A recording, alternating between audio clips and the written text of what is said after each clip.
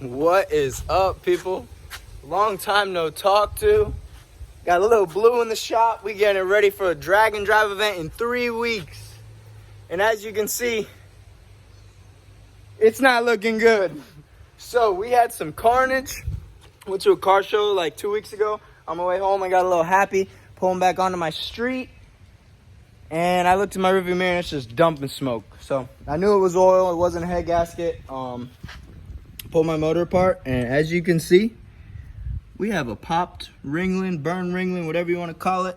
So I planned on rebuilding it until I saw it needed block work. And I was like, yeah, I don't really think it's worth it in the next month to rebuild this motor, have it in there running and going down the road.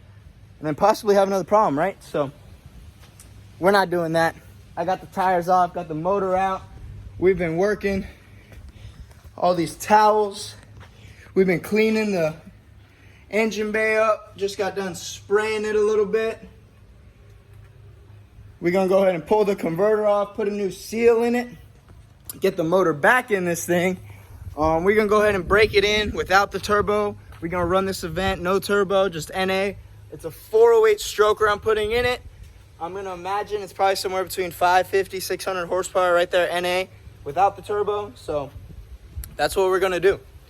We're gonna go ahead and get the engine bay the rest of the way cleaned up, get the motor out of the garage, get it cleaned up, get the oil pan swapped, flywheel swapped, that kind of stuff, and get it back in the truck, get it running as fast as we can, hopefully, so we can get it up to Sticky's Dyno and Sebastian and get this bad girl tuned. So along with that, we also have a lot of odds and ends that we're gonna have to do. As you can see, I have my 24s, 26s off this thing. A lot of people have asked me in the past, why haven't you take this thing to the track? And this right here is the reason why. These tires, the rear suspension, rear axle is actually like pretty much designed around these tires. So it was cut, they fit perfect, but nothing else fits. So we have a set of aluminum, like American Racing or something in here. I'm not sure if I'm gonna run these or buy another set of wheels and tires. I'm obviously gonna have to buy tires anyway, so I'm not sure I wanna run these. But they do not fit clear the frame, as you can see.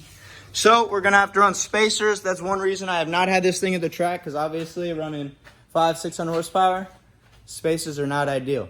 So I think we're just gonna baby this thing. We're just gonna do some really like soft launches, see what it'll do, get the motor broke in, and get it ready for the turbo.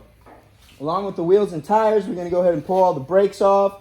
We already checked the front end, it seems pretty tight. We're gonna go ahead and pull all the brakes off, paint the rotors, clean everything up, clean up all the wheel wells, get them all shined up, get the motor in here, get it running obviously, and that's what we're gonna have to do. So since we're not running the turbo, I'm gonna have to come up with an exhaust for the new motor, and